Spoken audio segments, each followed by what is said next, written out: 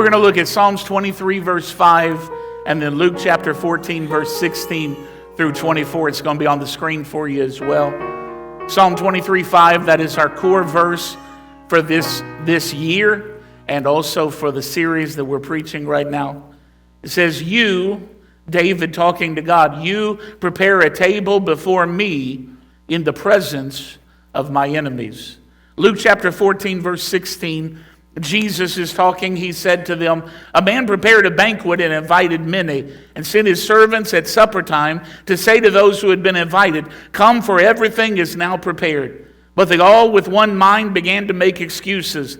The first said to him, I have bought a piece of land, and I must go and see it. I ask you to excuse me. Another said, I bought 5 yoke of oxen, and I'm going to prove them. I ask you to excuse me. Still another said, I've married a wife, and therefore I cannot come. The servant came excuse me, and reported this to his master. Then the master of the house in anger said to his servant, go out and quickly into the streets and lanes of the city, and bring in here the poor and the maimed and the lame and the blind. And the servant said, Master, what you commanded has been done, and yet there is room. Then the master said to the servant, go out to the highways and hedges, and compel them to come in, so that my house may be filled. For I tell you, none of those men who were invited shall taste my supper. Before you're seated right now, why don't you high-five somebody and ask them, who's coming to dinner? I don't know about you. You may be completely different than me, but I would imagine many of us can probably relate to the feeling of having been invited to a wedding, some kind of a banquet, a business dinner, something like that, and whoever invited us did not explain to us the fullness of the situation. You walk in and you are dressed less than everybody else in the room. You have not put in the time of preparation. You walk in and you look around, or maybe you did put in all the preparation you could and you still feel like, I don't belong here. It is a miserable feeling when you find yourself in a place where you don't feel like you belong. And it's interesting how good we are at disqualifying ourselves. How many places we have convinced ourselves, how many situations we have convinced ourselves that we do not belong in. And if that feeling is bad anywhere, it gets a whole lot worse when it comes to relating to God. Some assume when I talk about the prepared table this year, that table is for biblical scholars and experts, people who can quote at least 100 scriptures at the drop of a hat, or others may believe that it's reserved for at least people who didn't mess up royally this week. But today I want to ask you, and I want you to hold on to a question that I hope I can help you answer. I want to ask you, who is qualified to sit at God's prepared table this year? I'm not asking who should be qualified. I'm not asking who looks like they're qualified. I'm asking who actually gets a seat. Because what I talked about last week about the Lord having prepared a table for us is exciting. But it's not so exciting if you don't think it has anything to do with you. I'm reminded of the 2 old men sitting on their porch watching the cars go by in a small town. And one armored truck comes by. And one of them looks at the other and says, you know, I read in the paper today that armored truck was coming by here. And in that armored truck is $10 million. The other man didn't really respond too much. He said, did you hear what I said? He said, I heard you. He said, wasn't that exciting? He said, no, that wasn't that exciting to me. He said, what would have made it exciting is if you'd have said that armored truck just came by with $10 million for you. He said, at that point it becomes very interesting. And I think that's how some of us come to church and hear sermons. We hear, the year of the prepared table, that's nice, Pastor, but what does it have to do with me? Because I don't believe I belong at the table. Well, I want to show you 3 truths that I find from our text today that I believe are going to help us answer who belongs at the table and who has the right to take a seat. The first of which is that the invitation is given. The invitation is given because the table has already been prepared. The invitation is not given in the hopes that someone will accept the invitation. The invitation is given knowing that if no one comes, the table has already been prepared. The host in Jesus' story was frustrated because the table was prepared, but he couldn't get anybody to come to it. You see, if he hadn't prepared the table, he would have just canceled the whole thing. The reason why he continued to change the demographic he was trying to reach was because the table was prepared. He just couldn't get any takers on the meal. And what the Bible tells us when in Psalm 23, where David says, "You have prepared a table before me," that Hebrew word, a rock, means to prepare, to arrange, to set in order, and to lay out completely. What God is wanting to do in your life this year is not getting ready to be done. It is already prepared and ready for you. It is already laid out completely. There's nothing left for him to do. God is not rushing around in heaven going, "Well, I need to do some last minute preparations before they do this week of feasting in my presence because I need to..." Over 2,000 years ago, he accomplished everything we're going to experience this week when Jesus said, "It is finished." The table is done. There's nothing to be added to. I think of the cooking competitions they have on television where they have set amount of times to cook and then they say, "Hands up." God's hands are up. He's not finishing, he's not garnishing, he's not doing anything to the table. It's prepared, it's ready, and that's why the invitation is given. But I want you to see something about the invitation that comes to us today. It is the grace of God that initiates our experience. Notice that no one asked to be invited. They were invited before they even knew there was a table to be invited to. I want you to understand something about the grace of God. You would never want God in a way that he didn't already want you. Back in the old days, some of the older saints used to testify about coming to know Jesus. And they would use a phrase, and I know what they meant, but they were so theologically wrong, it's almost sad. They said, "I'm so glad I found the Lord." Let me help you with that, friend. You didn't find Jesus, you wouldn't have known where to look. People who feel like they cannot be saved or cannot be forgiven are people who have misunderstood the fact that I don't go looking for God to forgive me. God is actively looking for me to forgive.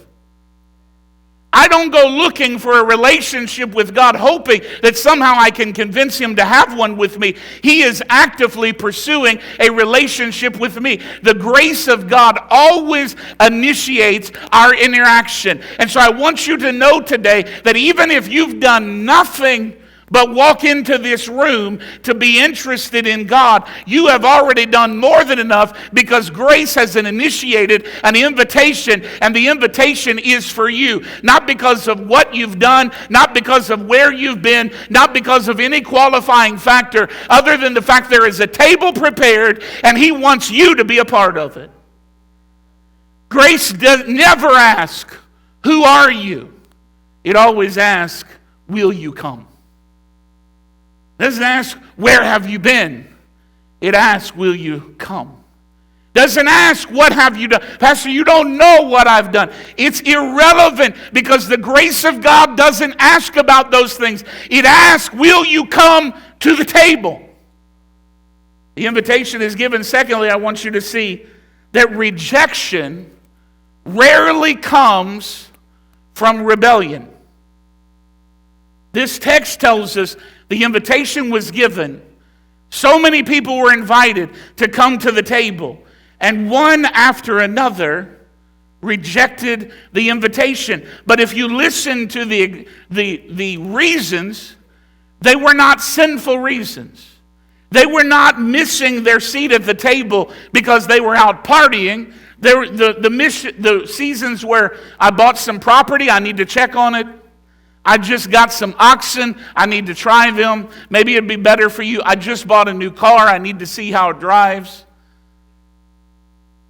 I just got married, and now I can't do anything. It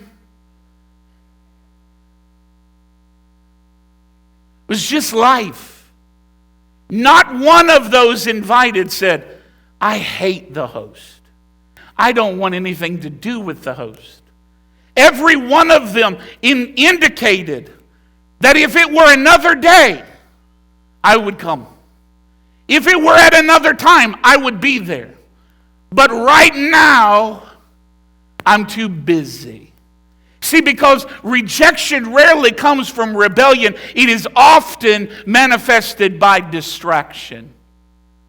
The reason why many people have never sat down at the table that has been prepared for them is not because they do not believe in God. It is not that they do not believe that there is a table. It's not that they do not believe that there is provision at the table. It's that they have become too distracted with everyday life to take the time to sit down and have the meal.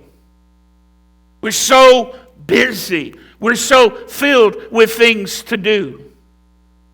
He said, I'm just too busy. But let me help you for a minute and say something that may be a little off-putting at first, but you need to hear it. Hell isn't just filled with people who've cursed God. It's filled with people who said, not now. It's not filled with just a bunch of atheist agnostics who have shook their face in the face of God and said, I don't believe and I hate God and all this kind of stuff.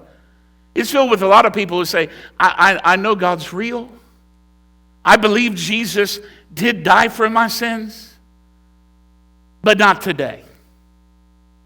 I'm gonna pursue a relationship with God, but after and what's funny is when you put that whatever it is in the blank, it's amazing how once that thing's over, there's another thing and another thing and another thing, because where the enemy cannot stop you from sitting at the table, he will distract you so you never take the time to.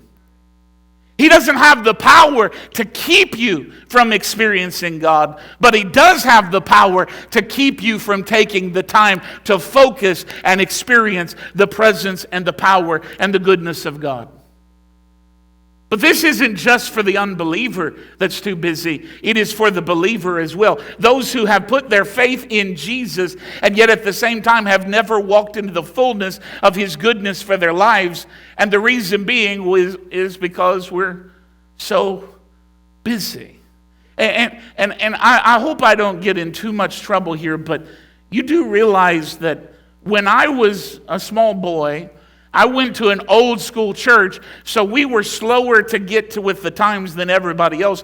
But when I started coming up, we had church on Sunday morning, Sunday night, Thursday night, prayer meeting on Saturday, and a youth rally one Friday night a month, and revivals at other churches Monday, Tuesday, and Wednesday, most every week of the month.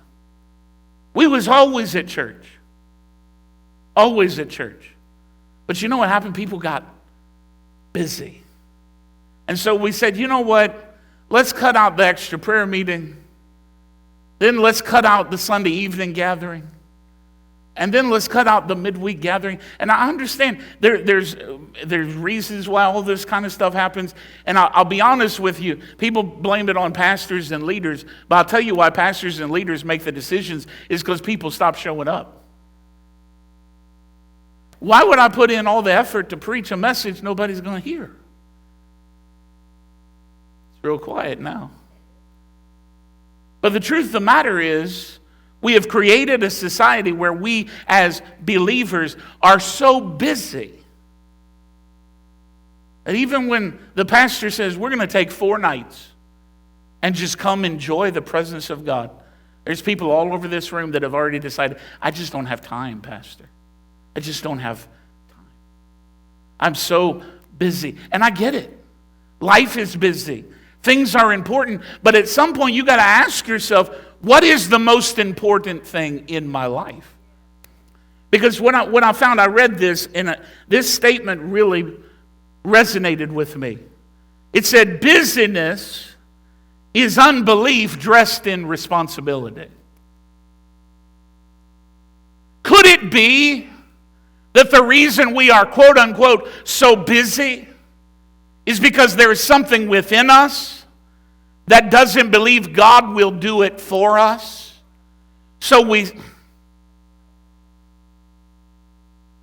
I have a problem.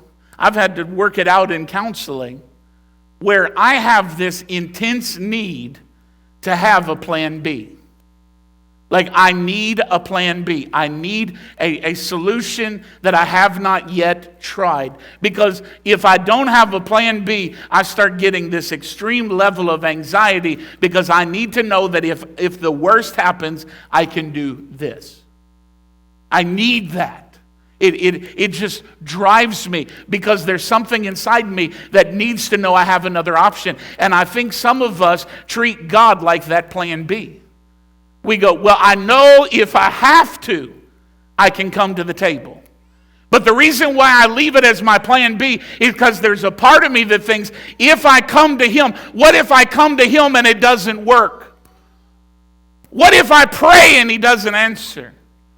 What if I put my trust in Him completely and it doesn't go the way I thought it was supposed to go? And so we, instead of recognizing our own unbelief that we're struggling with, we mask our unbelief and call it busyness and say, well, I would pray, but I just don't have time. In reality, the reason why you don't have time is because you don't believe that praying is going to work for you. Well, I'd come out this week, but I'm just so busy. Could it be that you're maybe not as busy as you think you are? It's just that you're afraid if you come out, others will get blessed and you'll sit there and not get something. And so you've shrouded your unbelief with busyness. I want you to see today that as we read the story Jesus told, the only disqualification from the table is being too busy to sit at it. The only people who didn't enjoy the banquet are the people who were too busy to sit at it. And from your perspective and mine, they were probably the only ones and certainly the most qualified of all who were invited. He invited these people that were busy and said, come to the banquet. And they all said, I'm sorry, I'm too busy. So he said, well, go out and get the poor, the lame, the maimed, the blind. They brought them in, and then they said, we still have room. And so he said, well, then go into the highways and the hedges and compel anybody you can find to come in. But that last verse is just haunting to me. But those who did not come will not taste of this supper. He's basically saying, I'm going to change the bar. I'm going to change what is expected. Anybody can come, but if you were too busy, there's nothing I can do for you. I want to help you with something. I hope you hear what I'm saying today. God is not bringing you a meal to your workplace. He's not going to stop by in a convenient location at a convenient time for you to bless you in spite of yourself. He has prepared a table, and whether that's a service on a Sunday morning, a 4-night gathering in the evening, or your morning prayer time, or your evening prayer time, wherever that table is, He's prepared it for you, and He's not going to bring you a Tupperware container into the middle of your life. He's waiting on you to take some time out of your life and sit at the table.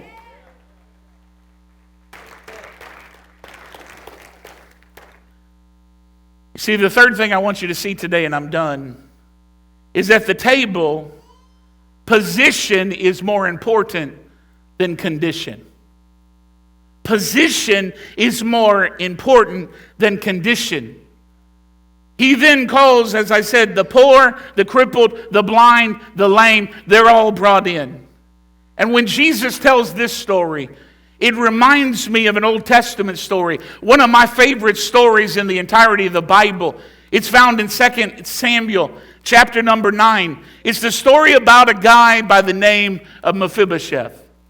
If you've never heard about Mephibosheth, his story is very intriguing. He was the son of Jonathan, who was the son of Saul.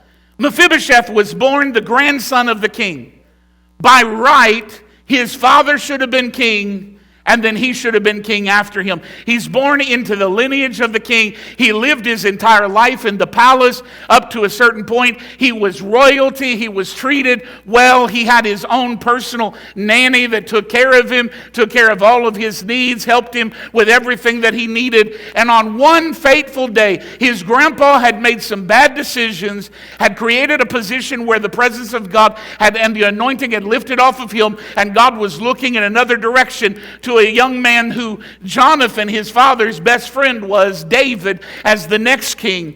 And now Saul and Jonathan were in a situation where on one fateful day they would both die in battle. And when news got to the palace that they had both died in battle, his nanny knew that they would come to kill him so that there would be no one left in the house. So she picked him up, and in a rush to try to save him, the Bible says she tripped and dropped him and crippled him for the rest of his life. In one afternoon, he went from royalty to disabled nobody. He didn't just lose his identity, he lost his mobility. And he found his way to a place called Lodabar, which literally means nowhere. He moved to the middle of nowhere because he was no one who could do nothing. His life had completely been destroyed by one moment. And here's the part that just really gets to me. A moment that had nothing to do with him. He didn't make Saul do the stupid stuff that brought judgment on the household. And he wasn't the one who fell and crippled himself. It was someone who was carrying him. That's why I think so many people can relate to him, is because some of the biggest messes in your life weren't even your fault. Somebody did it to you. Somebody decided it for you, and it has messed you up, and you don't know how to come back from that because it's robbed you of identity. It's robbed you of mobility. It's messed you up, and you've gotten yourself into a place where you're in the middle of nowhere, able to do nothing, and you don't think anybody could ever see any value in you. But it's while he's sitting in Lodabar, David is king in Israel, that the Bible says in chapter 9 that one day David remembered something.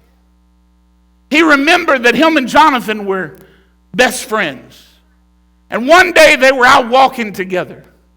And they got to talking about their future. And they decided they'd make a covenant. Jonathan said, if I become king, I promise that you and your family will always be taken care of. And David said, well, Jonathan, you're probably going to be king. But if somehow it turns to be me being the king, I want you to know that I will always take care of you and your family. He made a covenant before Mephibosheth was ever born that he would take care of the family of Jonathan. Now, years later, Jonathan's dead, David is king, and he suddenly remembers what he promised. And so he says to his assistant, is there anybody left in the house of Saul? Because I promised I'd take care of them. And the servant, I love this. You need to read this in 2 Samuel 9. It's one of the most beautiful stories. He says, well, there is one, but I don't think you, basically I'm paraphrasing, but he said, I don't think you want him. He's Mephibosheth, and he's lame on his feet. I don't know what you're thinking about, king. I don't know what you're planning. I don't know what you're putting together. But if you're looking for somebody from Saul's house, there's really nobody, because all that's left is Mephibosheth. And, you know, this is the southern thing. Bless his heart. You know, when you can't say anything positive, you just say, well, bless their heart. Bless their heart. They're as ugly as the day is long, but bless their heart. Bless their heart. They're mean as snot, but bless their heart. Bless his heart. He's crippled. He's not worth much. He can't do anything. David said, I didn't ask you what he was, what he looked like, what he was capable of. I asked you, Is he of the house of Saul? Yeah. Well, then here's what I want you to do. I want you to go find him. I want you to tell him that I want him to come and sit at my table. So the servant comes to Mephibosheth and says, hey, the king wants you to come sit at his table. And this is what Mephibosheth says. His response was this: what would the king want with a dead dog like me? See, because you have to understand, Mephibosheth's been on his own, living in some level of obscurity, not just because he can't do stuff, but because he still believes that anybody in power wants him dead. And so now the king says, I want you to come to the table. He thinks to himself, that sounds a lot like a trap to me. Because what on earth would any king want to do good to me for? And I think there's a lot of people come to church and they hear the gospel preached and they're like, where's the catch? Because why would God want to do anything for me? Because I know who I am. I know what I've done. I know what I've been through. I know how broken that I am. Why would he have any interest in doing anything for me? But I think a lot of you may be here today, if that's where you're at, you ought to get what Mephibosheth got on him. And he said to himself, you know what? What I'm doing is not working. So if it is a trap, I might as well go and die because I'm not living now. That's why I'd say to you, if you're living in your sin, just doing your own thing, not giving God a chance, how's that working out for you? What if what I'm saying don't work? What if what I'm saying is just a bunch of hogwash? Well, I'll tell you, it's worth trying. What I love is Mephibosheth comes into the king's house. The king says, here's what I'm going to do. I'm going to house you here at the palace. I'm going to send people to go and work the land that you own, and I'm going to give you back the land of your fathers. And the people are going to work the land, and you're going to receive all the profit. I want to make sure that you receive the profit and your lineage is blessed. You're going to live in my house. You're going to eat at my table, and I'm going to send people to work to bring you an income. What do you want from me? All I need you to do is show up to dinner. All I need you to do is come to the table. And what was so interesting is when Mephibosheth came to the table, on his way to the table, there was others that had run to the table. Others who walked briskly to the table. Mephibosheth had to... It was a job to get there.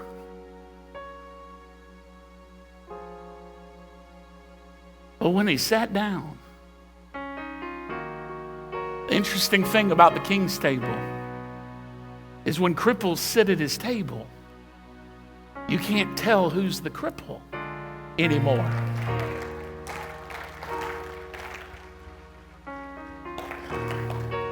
See, when I'm out up there trying to strive and do it myself, it's obvious how messed up I am. But when I sit down at his table, and I need to help some people in the room that feel like, well, I don't fit in here. No, you just haven't sat down yet.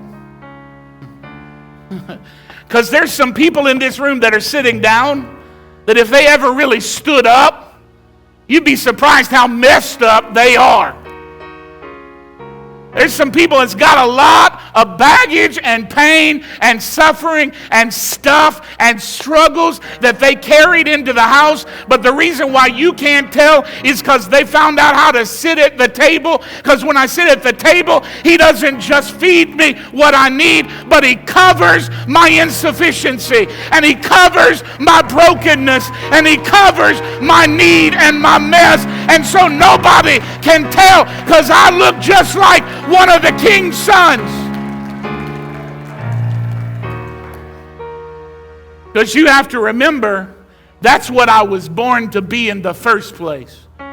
You say, well, how's that make it fair? Well, I got news for you. It's because we were all created in the image of God.